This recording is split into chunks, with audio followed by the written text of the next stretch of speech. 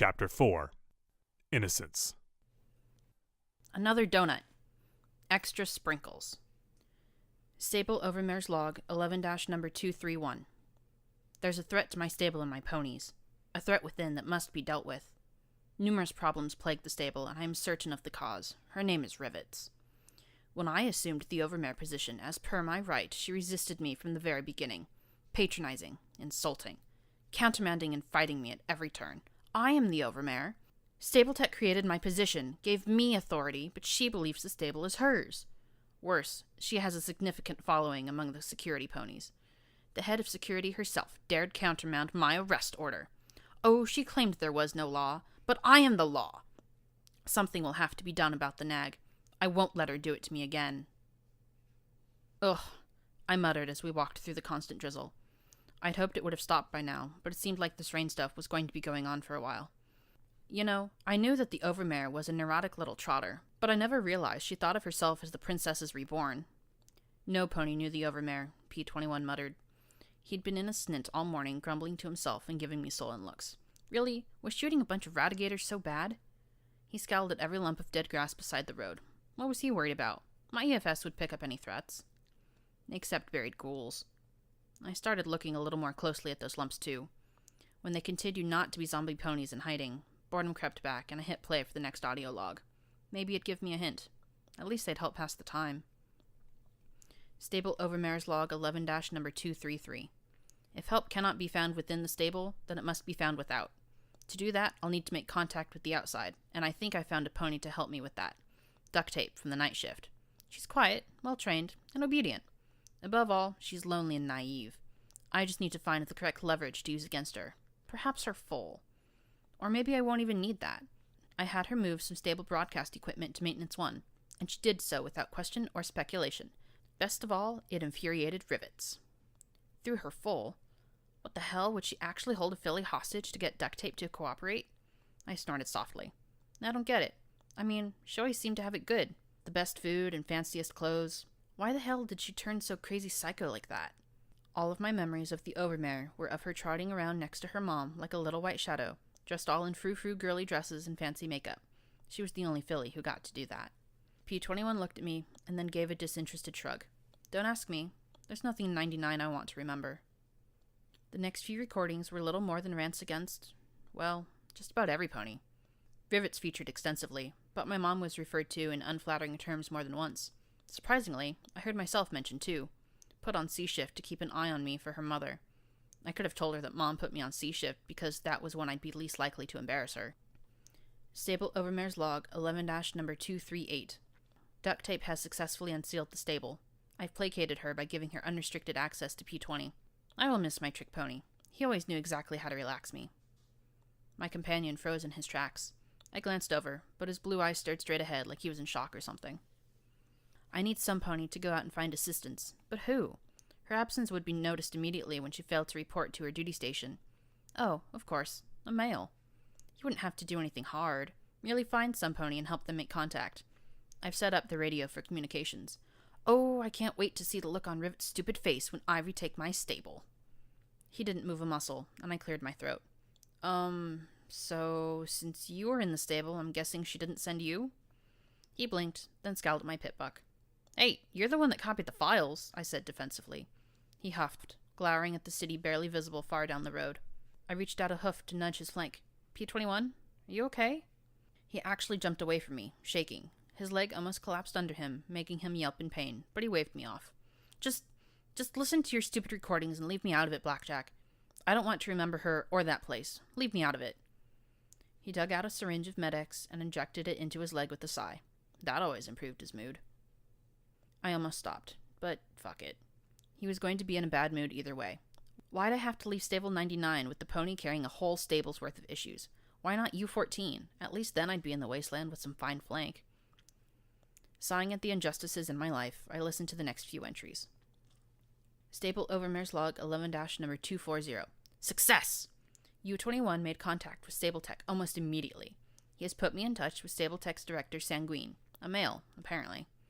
He verified his position by accurately identifying several Stabletech passwords from when the stable was first sealed. He was quite sympathetic to my needs and assured me that once the stable was back in my hooves, Stable Tech had no interest in interfering. His only price for assistance was a file in my databases. I suspect deception, but I have no alternatives. I will put duct tape on extracting this file. I wondered why the Overmare made these recordings in the first place. Each of them was damning. But maybe she'd been so power-mad that she didn't care. The next 10 were all boring rants about just how the Overmare planned to punish us for our disobedience. Even I got mentioned once for failing to lower my eyes respectfully. Stable Overmare's log, 11-250. Duct Tape's progress has been infuriatingly slow. I filled her head with all kinds of ideas about her life outside the stable, as if she'd ever have such a thing. What would be the point of such a life? Who would do her duties here? Still, the foal is besotted with ideas that may be distracting her from progress. Perhaps I should allow her a step outside to refocus her efforts. Stable Overmare's log, 11-251. What a difference 5 minutes can make to a pony's focus. I truly believe Duct Tape will extract this EC-1101 for Sanguine now. She's determined to get her reward. A life on the surface with my trick pony. Good. Sanguine is becoming impatient about the delays. I don't want Stable Tech to do something premature. The less shock to my stable, the better. I've already approached Daisy and the other C-Shift security ponies and made sure that they'll aid me. Except Blackjack, of course. Fortunately, Jin Rummy's daughter remains as oblivious as ever to the stable around her. I snorted. I'm not oblivious. Then I tripped on a chunk of asphalt and went sprawling on my face. Okay, maybe a little oblivious. I glanced at P21 again, but he was doing his best to ignore me now. I remembered Duct Tape being so perky and focused. I'd never have guessed the reason why she was so glad to spend hours in Maintenance 1.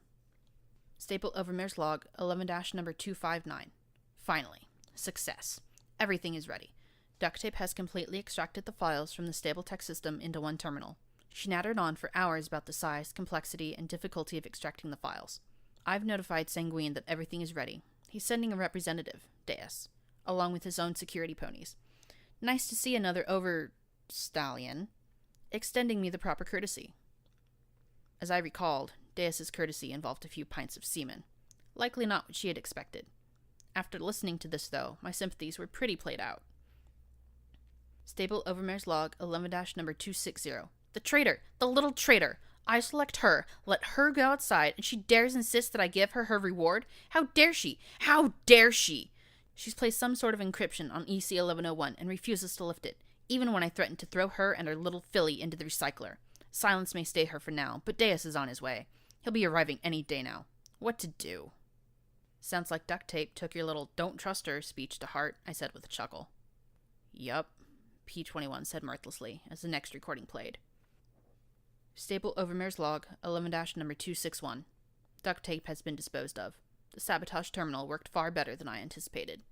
I had to finish her off with my own hooves, but I doubt any pony will check the body. She'll be in the recycler by morning. I've now tasked the entire data management system of the stable with breaking the encryption. I have no time to waste. Deus is outside the stable. P21 sighed softly, and my advice cost her her life. I watched him, his odd mask-like expression. What was he thinking? Did you like her? He glanced at me with a cool look. She liked me. That was all that mattered. That's not what I meant. I mean, goddesses, could I slog through an awkward conversation or what? He looked at me and sighed. She helped me. That's something only one other mare's done, so I'm thankful for that and sorry she died. But no, I didn't like her. Not like you're asking. The next few recordings became more and more hysterical. Screaming, crying, and desperate rants. Half of them involved the Overmare begging some pony not to hurt her. The other half about how killing her was the only thing she could do. Finally, the last log. My log. It's time. Sanguine can worry about the encryption himself. Blackjack is meeting with Rivets as I record this. I have no doubt that the coup is imminent. Deus has several dozen ponies ready, and now I must take back what is mine. If I don't act now, then I'm certain that tomorrow I'll not have a stable. I will not be the final Overmare of Stable 99. This is my stable, and no pony shall ever hurt me here again. Not her, not any pony. Hurt her? Who hurt the Overmare? She's the Overmare. No pony could even touch her. I sighed and shook my head. P21 walked pensively beside me, hanging his head a little. You're blaming yourself for Duct Tape? He looked at me sharply, then sighed. If I hadn't prompted her to act, I wonder if she might have survived the attack. From Deus and the others' actions, I don't think any of us were supposed to survive, I sighed as I closed the Overmare's logs. I'd hoped that they'd, I don't know, give me some kind of hint about what I was supposed to do next. Well, That sure was worthless. Worthless? P-21 sounded surprised. That told us a good deal. Huh? Well, it just confirmed to me that the Overmare was crazy. What did all that tell you? P-21 sighed. First, that this Sanguine was probably watching the stable before U-21 left it. You know how dangerous this place is. A lone stable unicorn wouldn't have lasted long. Second, Sanguine has some links to stable tech. The Overmare confirmed that with his codes. Third, he clearly had a grasp of the Overmare's psychology. I suspect we're looking for some pony who spent time in a stable themselves. Fourth, he's got established contacts with Reapers and Raiders. Deus might have been brutal, but he also showed restraint rather than charging through and killing everything. So we find and kill Sanguine and we win? Sweet! I love a simple plan, I said with a smile, hoping to get one in return. Even a little one? He gave me a flat look. Was he born with that face? Okay, so probably not so simple. What about Deus? What if we find him? Did you forget those guns he's carrying? Not to mention he might have another small army of Raiders and Reapers with him. I'm happy never seeing him again, P-21 said firmly.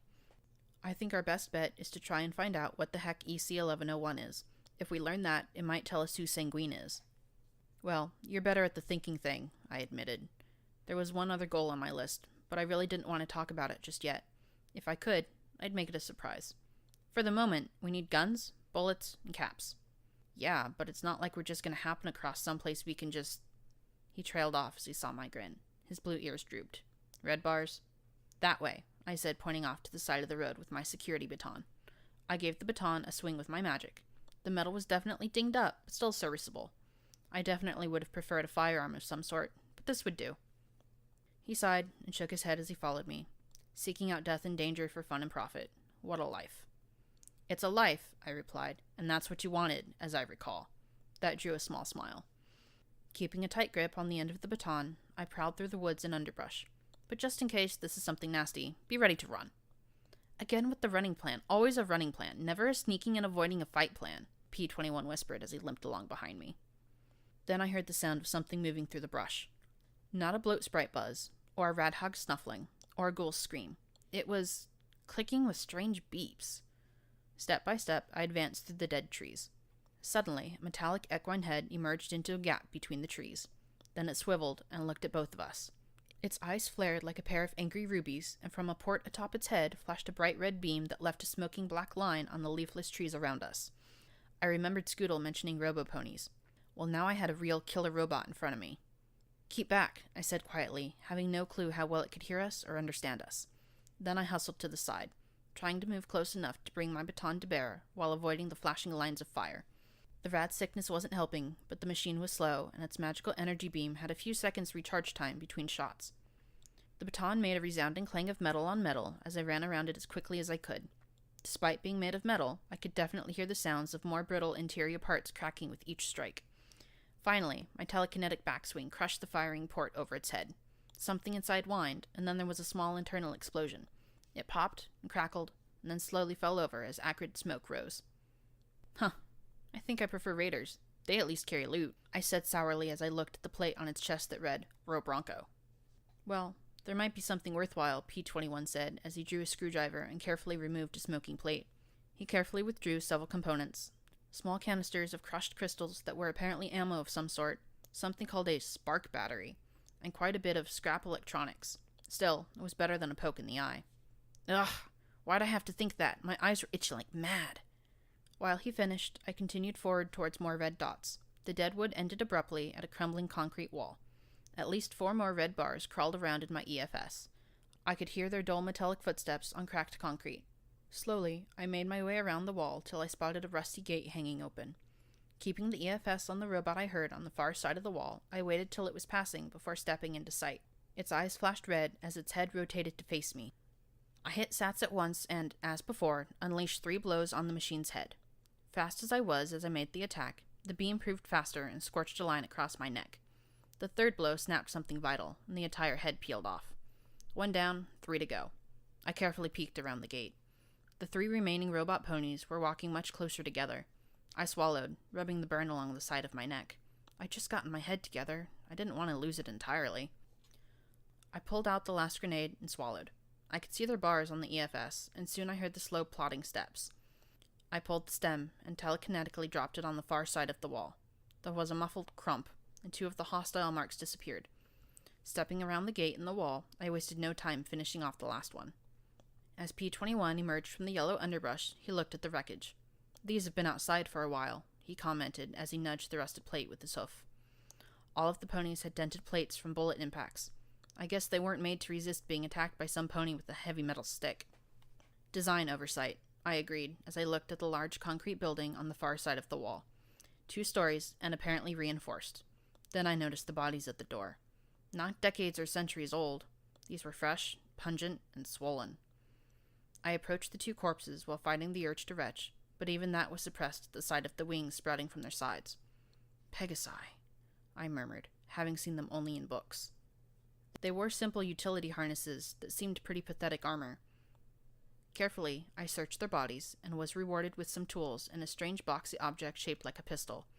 They even had some bottle caps on them and some strange flimsy paper money I'd never seen before. There were also more of those powdered magical gem cartridges. "Any idea what this is?" I asked, pointing the boxy pistol at the wall.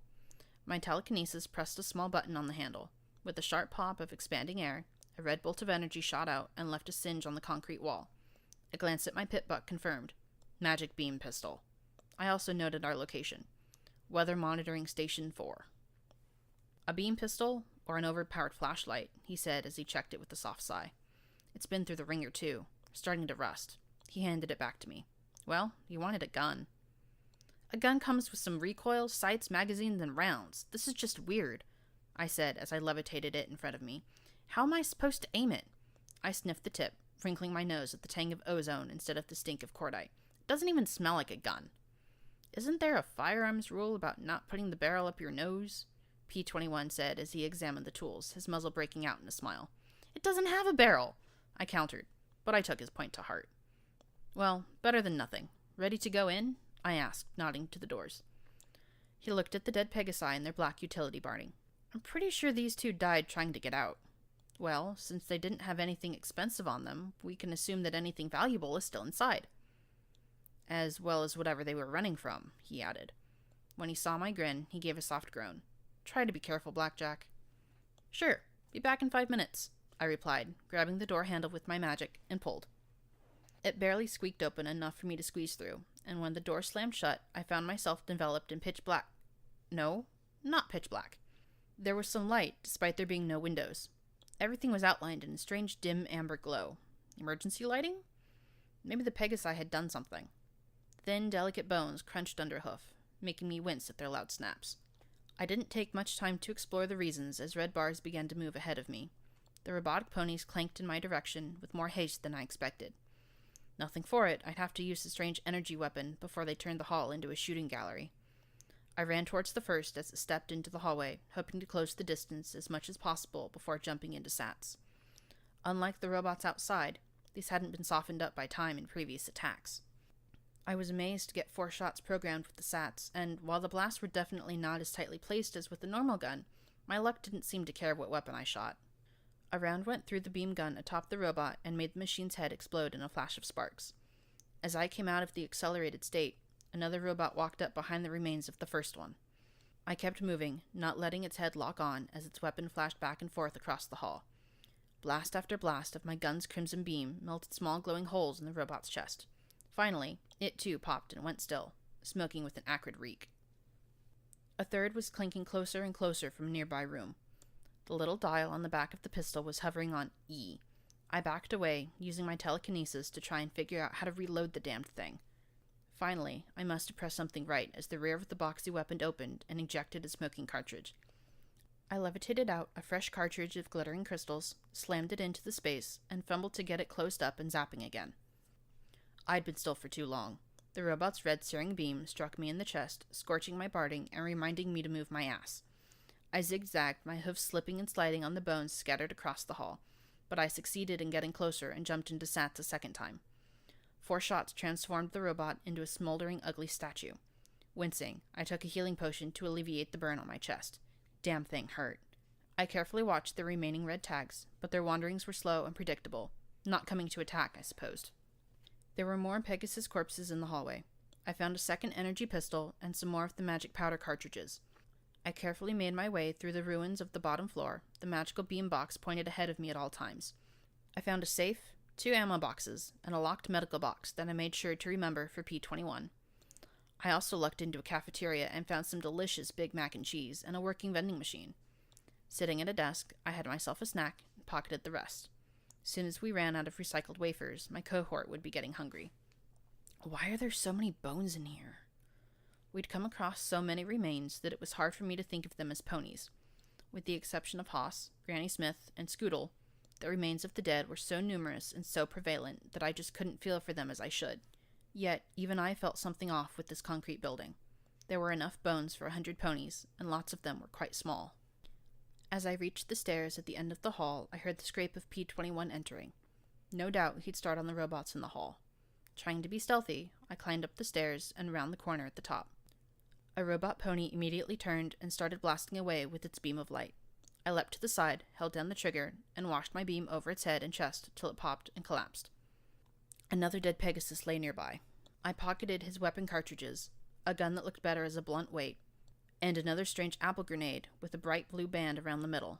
The last 2 red bars were close together, and as I watched them separate, I saw a tiny yellow line almost directly between them. The heck did that mean? Slowly, I advanced down the hall with the energy weapon floating before me. I couldn't hear anything but an odd humming noise, like a vent fan. Reaching the door at the end of the hall, I bit the handle of the pistol, gently gripped the door handle with my magic, and slowly turned it, wincing at the grinding noise. I heard the whir of a robot's magic weapon charging on the far side.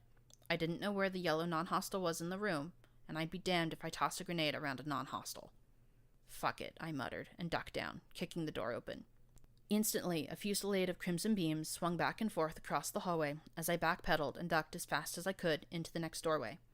2 robots stood shoulder to shoulder as they filled the hall with sweeping flickers of death. I fired wildly back at them, hitting, but not doing anything critical. By the time I reached the open doorway behind me, I had angry red burns all across my chest and forelegs. I hissed in pain as I took a healing potion and waited in the small closet. Clinking and clanking, the robot ponies approached towards the doorway. My sole saving grace was that this door was too narrow for them to pass through in unison. When the first came into view, my magic beam weapon was at point-blank range. Sats assisted in 4 energy shots decapitating the machine. As it fell, the last came into view. I screamed as I moved back and forth as much as the closet allowed and held the trigger down with my magic. It didn't help much as more lines burned my limbs and shoulders. The red bolts of energy chewed through the metal plating of the Robronco Sentry, and a white glow spread along its frame. It collapsed into a pile of warm ashes and smoldering metal. Letting out a sigh, I collapsed onto my haunches, looking at the energy pistol with a new appreciation. Well, that's new. I holstered the energy pistol and trotted into the room the robot ponies were guarding. There were a few more ash piles lying about the interior of the room. I guess they had to have been either more Pegasi or bots. In the room were a half-dozen little bays large enough to hold the sentries, so I doubted they were the latter. One wall was dominated by a massive terminal that had clearly seen better days, while a corner held shelves with an automatic pistol and 2 ammo boxes. I couldn't help but smile as I lifted the far more familiar weapon and checked the slide. Fair condition. Then I looked at my pit book and at the non-hostile reading. It pointed right at the terminal. What the heck? I muttered, looking it over with the strange amber glow that filled my vision. That's when I noticed the grate the terminal sat on. Slowly, I looked down through the grate at a crawl space just barely large enough for a pony to fit. Hey. Hello? Are you okay, Blackjack? P-21 shouted from the hall behind me. I walked along the grate to the corner of the room where a little hatch lay open. I think some pony's in here, I said as I carefully lowered my head and peeked into the space. My amber gaze saw the many cables of the terminal, but hiding behind them was a small pony shape. She peeked out around the corner of me, and I gave her my most comforting smile. Hey, there you are. Her eyes widened in terror as she moved her head completely out from behind the cable. My smile vanished as I looked at the boxy business end of a magic beam pistol. The yellow mark turned red as she screamed around the clenched handle, and my world became filled with red light. "She shot me," I groaned, my face sporting an ugly black burn that ran from jaw to ear. It looked like my luck was enough to preserve my eye. Was not getting shot in the first place too much to ask? I looked at the Pegasus, scowling. "You shot me! In my face!" I pointed at the burn, making her wince. My already messed up vision was even more out of whack as I waited for the healing potion to take away some of the pain and injury. What is it with people shooting me when my guard is down, huh? That's twice in 2 days. Blackjack, P21 said softly. She was alone, starving, dehydrated, and to be honest, I probably would have done the same. Is this more of that I can't trust myself with guns around you? I asked as I sipped the sparkle cola. Given how much radiation I'd sucked up recently, the trace amounts didn't worry me. There's a bathroom down the hall. Go look in the mirror, he said as he took out my last bottle of purified water and rolled it to the Pegasus curled up in the corner of the room next to the hatch. I had no clue how P21 got her to surrender her weapon, but she did. It was all she'd done since P21 had patched me up. I walked down the dimly lit hallway and into the bathroom. Most of the mirror had been broken out, but there was enough left for me to see... What the fuck? Since when did my eyes fucking glow? Now that I was paying attention to the amber light, it wasn't the result of light slipping through the boarded-over windows or emergency lighting. The light came from my eye sockets as if I had a little pit-buck lamp glowing in the back of each. Well, fuck, I said lamely as I finished the bottle of lukewarm soda. After everything that had happened in the last 3 days, I'd finally reached the point of numb acceptance. My eyes were glowing. What could I do about it? I returned to the terminal room, looking at the Pegasus in the corner. Given that my eyes are glowing, I'd say shooting me was no harm, no foul. This time, I said as I looked at her while she sipped the water slowly. She looked pretty ragged. Her black coveralls were torn and stained with waste. She didn't look like a wastelander. In fact, she looked more rattled than the Crusaders. I'm Blackjack. He's P21. She didn't say anything as she stared at me with wary, bloodshot eyes. I glanced at P21 as he struggled with the locks on the cases he'd found downstairs before looking back at her. She didn't say a word. Even with my pit-buck lamp lit, my eyes must have still been glowing. Look, I'm not going to hurt you. If you want to go, then go. I stood and carefully stepped aside. The silver-gray Pegasus slowly started to crawl for the exit as I walked to P21 on the far side of the room. I waved my hoof as if coaxing her to go if she really wanted to. I didn't envy her odds alone, but... She disappeared down the hall. I let my held breath out. Well, good luck, I silently wished. P21 glanced up at me and shook his head. What, do you think I should have shot her or something? You spared that raider and got shot in the back, he said softly. Yeah, and I tried to help her and got shot in the face. In my fucking face! Still, not going to tie her up and keep her as a prisoner. If she wants to go, then she should go. I rubbed the burn, feeling the magic healing the damage quickly. I tallied up how much I owed him just on healing potions he'd found stashed away or locked up. I looked at the massive terminal. So, any clue what this thing is for? No idea, he said as I started on my last sparkle cola. Darn things were addictive. Enjoying the warm, carroty taste, I glanced back down the hall. Our Pegasus hadn't run far. I guessed she had probably encountered those Pegasi in the hallway. It's on a security lockout. He glanced at the piles of ash in the robot recharge bay. I guess they failed to enter the right password. That activated the sentries. And that meant there was no chance to hack the terminal without ending the lockout. Great, I muttered as I spotted another Pegasus skeleton in the corner. It wasn't the species, though, that made me curious. It was the sight of the weathered recording cartridge under the bones. Carefully, I levitated it out and connected it to my pit-buck. Maybe some pony happened to mention a security override, I said as I started the playback. The recording was clearly old, but I heard a dull chuckle. Yeah, dude, Rainbow might be hot, but you got no chance, man. Dude, isn't she like the spokespony for Mare Riders? Heh, yeah, I hear that. So you checked out my score on the last basketball match with Monitor 1? Yeah, we kicked tails thanks to yours truly. Hey, what happened? Suddenly, I could hear a noise with a deep reverberation and a sucking sound that transformed into a roar. The recording crackled and snapped with static and buzzing noises. Suddenly, a male spoke out in a tense, thick voice. This is crazy. The hoof is fucking gone, man. It's fucking gone. There's green fire shit, everywhere. Nobody knows what's going on. Fuck, man. Game over. The recording broke off in a harsh crackle that made me wince. After some more static, the buck's voice returned. I got a whole bunch of kids from the Fluttershy Clinic south of here. We need ponies to fly them out. Get them to the Shadowbolt Tower? Thunderhead? Somewhere. Come on, you fuckers. I know you can hear us. Got a transmitter and power. Fuck. Why won't anyone answer? I'm hitting every frequency I can. He rasped into the recorder, his voice breaking into a peal of static. When it returned, he was coughing. Fuck. It's so quiet outside. I think the fucking radiation's getting in somehow. If any pony can hear this, this is Brawley and Huffington Weather Monitoring 4. Contacted Thunderhead, but they haven't sent shit to help. They told me to come home. There are kids here who need to be evacuated. Can any pony hear me? This is Brawley and Weather 4. There was a long pause, and then he screamed, Answer, you fuckers! I stared at the pit-buck, feeling dread prickle up and down my spine. The static crackled for the longest time, and when it returned, his voice was a raspy whisper. Kids aren't doing so good. I'm not doing so good. Fuck. Couldn't get to Thunderhead now if I wanted. Fuck. I contacted Jackknife at Weather 1 and Bluebells at Weather 3 hours ago. They were told to abandon too. Think Jack left. I don't know. No pony's answering anymore. Some pony help us. Any pony. The recording gave one last crackle, and I heard him whisper, "Fuck. They're fucking kids. Fuck." For the longest time, I thought that was it. Then I heard a grating rasp that rose and fell. It wasn't static. Fuckers. Fuckers abandoned us. Told me to stop transmitting. Switch channels on me. Fuckers. Don't give a shit for the kids. There was a spate of coughing. Is that blood? Shit, it is, isn't it? Fuck. Dash was right. I thought... Shit. Fucking right. Fuck. With that, the recording continued playing silently for several minutes before I finally stopped it. Damn it! I'd been fine when the bones were just bones. I didn't want to think of dozens of foals dying slowly of radiation poisoning while someone somewhere casually let them die. How could they? P-21 stared at his oofs with his inscrutable expression.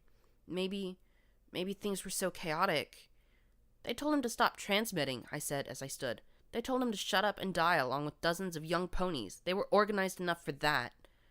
I sighed, rubbing my stinging, itching, mutated eyes and feeling the tears start. Fuck, I'm gonna have to dig another grave. I spotted her hiding in the doorway, sitting down on the floor looking at her hooves. There was nothing we could do, she said in a soft, buzzing drawl.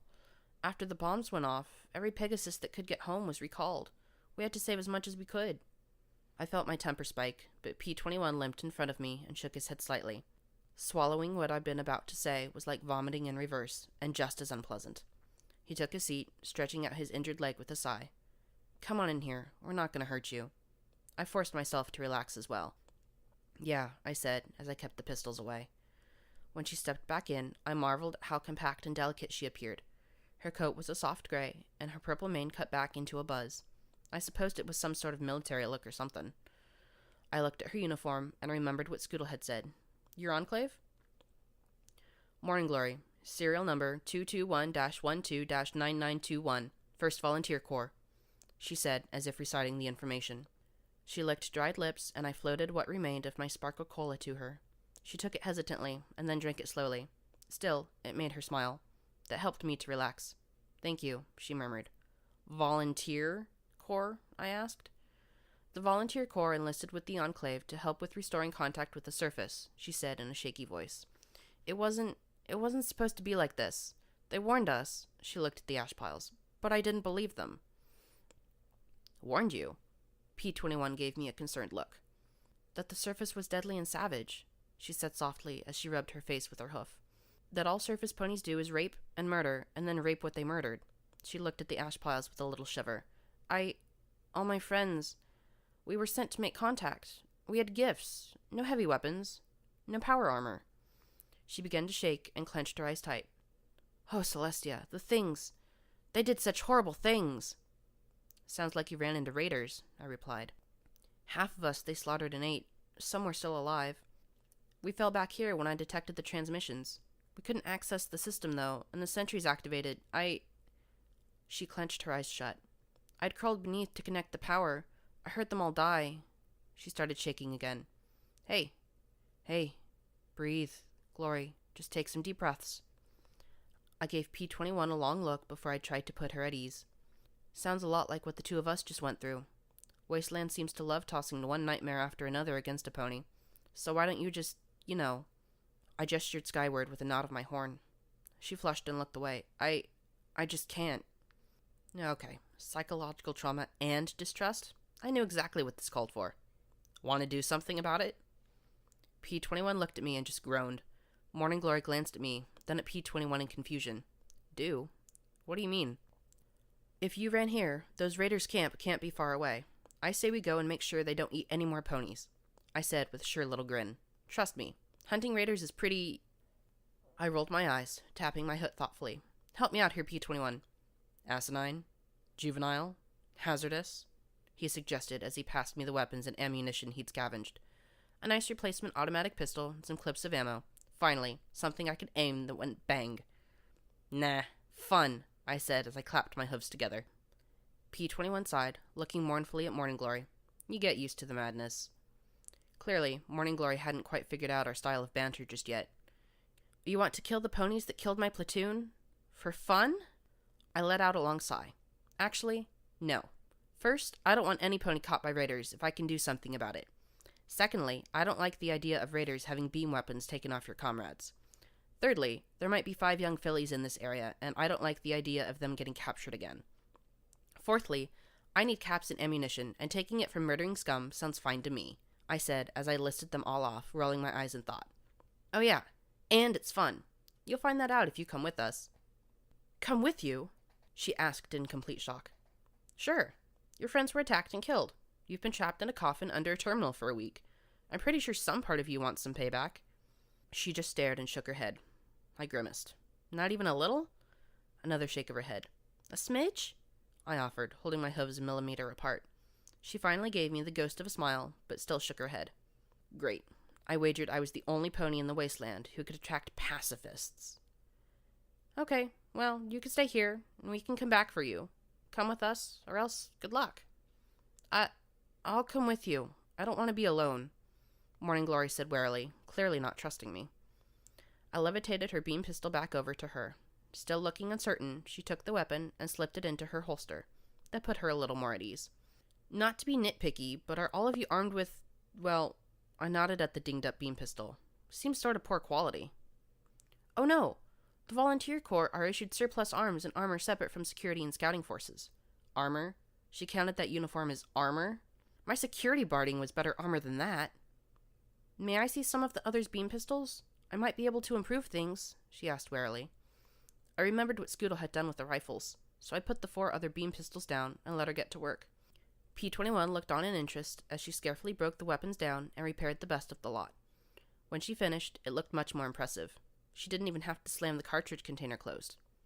Nice work. Do you normally fix stuff? I was a student at the Thunderhead Academy, she flushed. There were some protests. Nothing serious. Just a lot of us wanting to come down. That's why the Volunteer Corps were established. And ripped into pieces by heavy raiders. Convenient. Something about all of this stunk. So, the Enclave came here to help the Wasteland. They let volunteers like you come and help out. Then they give you old weapons and uniforms. Did they even train you how to use them? I had a 2-week training and survival course, she said defensively. Right. And then they sent these volunteers on a peace mission to raiders? If that was incompetence, they deserved an award for the sheer scale of it. I had a really bad feeling it wasn't incompetence. Did their scouts miss the severed heads and mutilated corpses? I glanced over at P-21, but he looked grim as well, and he gave a little shake of his head. Morning Glory was young, traumatized, but still innocent. Maybe it was just paranoia, but suddenly I understood why Scoodle had been wary of the Enclave. Well, your call, I said, gathering up Brawley's remains in a bag. Outside, I found a tree and cleared out a hole at its base with my horn. There wasn't room or time to do anything fancy, so I set the bag into the depression and covered it once again. I levitated a pointed rock and scratched out, Brawley, and he tried, on a trunk. I spotted both of them staring at me oddly. P-21 had an approving look, and Morning Glory simply seemed confused. So, coming with us? I asked as I checked the automatic pistol and my ammunition. Morning Glory nodded, and I looked to her beam pistol, floating several cartridges to her. I know you might not like the idea of shooting raiders, but trust me. Try. Especially if you see me shooting. Red it's dead, yellow be mellow. As we journeyed back towards the west, I let Glory take some pot shots at the bloat sprites. She could shoot when she worked up the nerve. I couldn't begin to guess how she aimed a weapon like that with no sights, but between 6 bloat sprites and 1 radhog, I was pleasantly impressed. So just how is the Enclave trying to help? I mean, I haven't seen signs of swooping Pegasi flying over and laying waste to every raider that pokes their heads out, I said, glancing to the sky. Mistake. I staggered so hard I ran into Morning Glory and nearly knocked her over. Sorry, I muttered, getting my gaze below horizon. Well, we're trying to assist by providing food and clothing to the locals around the skyport. There's been diplomatic missions as well. Like her mission to get friendly with a bunch of raiders. What genius thought that up? We also offer free medical assistance. That got my attention as I glanced back at P-21's limp. Really? That's generous, I said. He was in such pain that he just grunted his agreement. Unfortunately, there's many factions that appear to be quite hostile to Enclave activities. The Steel Rangers in particular have attacked us at the Skyport. There's a lot of distrust I simply can't understand. Why won't ponies let us help? Morning Glory's frustration was clear. Personally, I wasn't opposed to the idea of helping folks who needed it, but there was something off with the Enclave's offer. I kept thinking back to the Overmare's recording about the Sanguine giving her everything she wanted. Generosity didn't come cheap here. There was some irony in that the raiders were based out of a donut shop along the road from Withers. If I hadn't made that detour, we'd be facing much stiffer resistance. A faded brown unicorn held up a ring, and the chipped lettering read, Pony Joe's. How cute. They'd nail body parts to the hoof as sprinkles. Artistic and grotesque. The pit buck detected only a soul hostile wandering out the back door. I glanced back at P-21. This would be a lot easier without him giving the alarm. I slowly slid the baton out of its holster. What if he's... Morning Glory whispered hoarsely. Innocent? Unarmed? I looked at the raider as he squatted beside a ditch. Pit-buck red as red. I closed my eyes. What was the difference between me and the raiders, besides that I seemed to have a little more discretion as per my pit-buck? If I didn't have that convenient red bar, would I be as much a murderer as the raiders? If he gives up, fine. I approached as quietly as I was able, baton floating beside me as the raider let out a rather epic bowel movement. He'd probably have to kill it with a shovel afterwards. Fortunately, he'd brought one with a jagged bloodstained edge. The reek made me gag, but I closed the distance and was quite glad he finished. He muttered something sounding like a language of strung-together obscenities as I gripped the baton even tighter and poked him with my hoof. Hey! He froze and slowly turned to stare at me. One eye was a swollen, pus-dripping mass that couldn't close. The other pupil was so contracted I wondered if he was blind. He slowly grinned, revealing teeth sharpened to points as he started to giggle. Don't, I warned as his giggles grew louder and louder. Don't, I repeated through grit teeth, but it was too late. He jerked his head, grabbing the handle of the shovel. I had no choice as I brought the baton down on the back of his head with all the strength my horn could muster. A pulpy noise that oddly matched his bowels filled the air, and his whole body jerked and fell flat next to his reeking pile of filth. I looked at Glory, watching in horror, and frowned at her. Happy? I asked as I pointed at his frozen maniacal grin with the baton. She looked away, and P-21 gave me a look that read simply as, Not fair, Blackjack. I didn't care. I didn't want to discuss the equinety of any pony so crazy they adopted radical new styles of dentistry to suit their dietary habits. Now, I'm going in there. If I have to get out fast, I'd really appreciate if you could be ready to cover me. I didn't look to see if she'd nod or not. Hopefully P-21 would get through to her. She'd shoot me in the face, but didn't want to kill a raider. Fuck, fuckity, fuck, fuck, fuck. I carefully opened the back door to the diner. Old donut-making equipment stood coated in black and crimson sludge. The stench coming out of the door was so intense that I almost retched. Flies buzzed over every surface, and there was an industrial mixer with limbs sticking out. There seemed to be more than a few wings. Maggots thrived in great squirming lumps that popped underhoof as I moved in as carefully as I could. The knot of raiders seemed to be concentrated in the dining area. Squaw! Finish shitting and get out here! Squaw! A mare shrieked from the front. I'm gonna make him eat it. Anyone want to see him eat it? Raucous laughter filled the air as one bar detached from the mass, coming towards the doorway. I looked left and right, and then tried my best to squeeze into the fetid corner between the wall and mixer. I couldn't help but glance in, and wish I hadn't. There was some kind of jelly in there. It was moving. When the mare walked past my hiding spot, I saw the floating beam pistol in front of her. Knowing how fast they shot, and really sick of burns, I hit Sats at once and brought the metal curve of my baton across her throat. Any warning she was going to make died as the second swing smashed across her face, and I saw with disturbing clarity the orb of her eye burst and splay viscous yellow jelly across her cheek. I couldn't stop if I wanted to, and I really didn't want to as the final swing finished caving in her eye socket. I grabbed her with my hoofs to keep her from falling and lowered her to the floor of the kitchen. The laughter from the far side had drowned out her collapse. I glanced at the beam gun, just like the ones at the monitoring station. I counted 4 more bars moving. I doubted I'd be lucky enough to catch another alone. P-21's method had dropped too. Time to finish it blackjack style. Coming around the corner, pistol raised, I wasted no time going into Sats and putting all 4 rounds into the nearest raider's skull. The 3rd round effectively turned his skull into chunks, and I immediately backed away. Red blasts of light peppered the doorway as I waited. Sure enough, one came around wearing a welding helmet. The automatic roared along with me as each round scooped out great bloody hooffuls from his chest. After the 5th burst, he finally went down. A metal clanging clatter beside me was all the warning I needed. I dove back into the dining area and crouched low. The grenade's explosion made my eardrums throb and blew pieces out of the remaining mare's neck and head. She tried to draw a beam pistol, but my bullets bit into something arterial, and a bloody spray spewed out from her neck as she collapsed, twitching. That left... Oh, fuck. This raider had something new. Over his raider armor, he was wearing a harness that slung his weapons at his sides. Said weapons were two large, long, boxy things, bigger versions of beam pistols. I tried to kick into stats, but the spell still needed time to recharge. I fired wildly as I dodged back into the kitchen as the beam rifles mounted to his sides ignited a smoking line where my head had been a second before. I couldn't counter that firepower. I gave ground as he pursued, his shots melting the festering equipment in the kitchen as I emptied my clip. Still backing up, I ejected it and levitated a new one into the mag well before diving out of the back door. "Flash! Flash, flash, flash!" he screamed in glee over and over as he stepped outside. My automatic suddenly seemed woefully inadequate as he pointed both barrels at me. I kept trying to drill his head with the automatic, but the metal helmet he wore deflected most of my shots. Suddenly, Morning Glory appeared on the roof of the donut shop, pistol clenched in her teeth as she stared down at him. She was shaking so badly I was sure she was going to drop the weapon. He fired a shot that had to be an accident, smoking gravel beside him. Slowly he turned, looking up, bringing the beam rifles to bear. We'd already established that my automatic wasn't of sufficient caliber to threaten him. "Shoot!" P-21 and I said in unison. "Flash!" screamed the raider, the air filled with red beams. Suddenly, the raider's backpack let out an immense spark and crackle as Glory's shots tore into it. He screamed as burning components cascaded down his sides. The two beam rifles smoked as he tried to fire at the shaking gray Pegasus. "No! Flash! Flash!" the raider screamed as he looked at me rising. "Stop it! Just run away!" Glory screamed down at him. The raider wasn't listening and bolted for the sharpened shovel. Damn it! I raised the gun again, trying to find some vulnerable place to drop him with as he picked up the shovel in his jaws and began to swing it at me.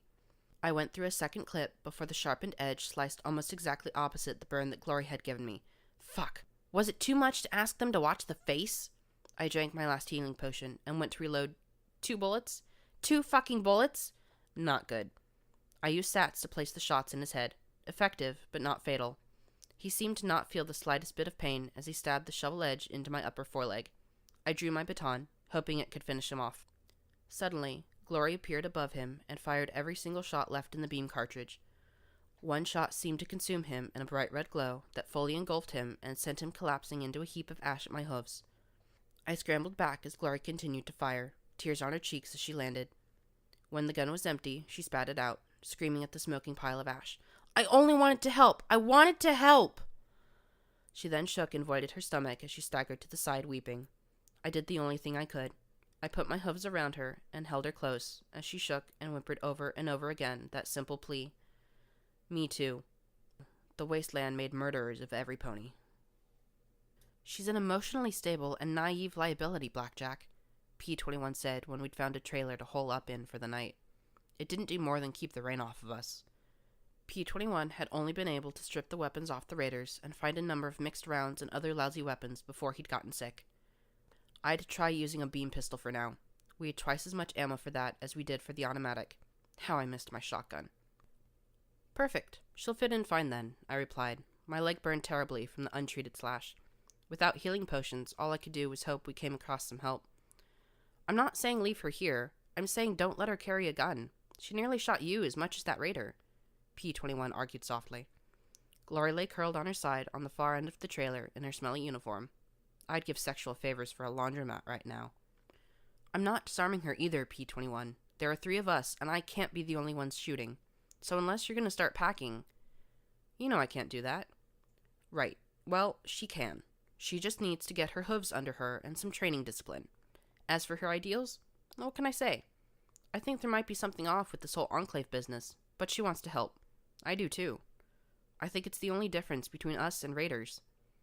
I had to admit that in 3 days I'd fallen into a somewhat frightening eagerness to shoot ponies.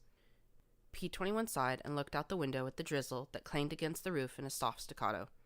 "How long is it supposed to keep doing this?" Glory said it could go on for hours, or even days. Pegasi don't try and control the weather anymore, remember? That had been a shock to me. I thought that the interminable gray-black layer was the sky. Learning that it wasn't, that it was a mass of clouds perpetuated by the Pegasi, really undermined the whole help wastelanders argument. Glory hadn't been too happy to admit it either. I didn't particularly mind the rain. It was cold and wet, sure, but the steady noise reminded me of the hum of ventilation recyclers constantly turning over the thick, stinky air. Even though it was depressing, I liked to think the rain was doing all it could to wash away the bloodstains. Listening to rain, though, was hardly stimulating, and I quickly found myself bored. I didn't want to listen to the Overmare's craziness, though. I switched over to the radio channels, doubting there was a chance I'd pick up 99's internal radio signals. Still, I slowly clicked one channel after the next, and then blinked as music filled the dingy trailer. Music in 99 was all stately pomp, reminding us how we should all be loyal to the stable and Overmare. It was never the sweet, pining music that seemed to drive out the gloom before it. Let it go, let it go, let it go, let it go. When pain is all you have, let it go.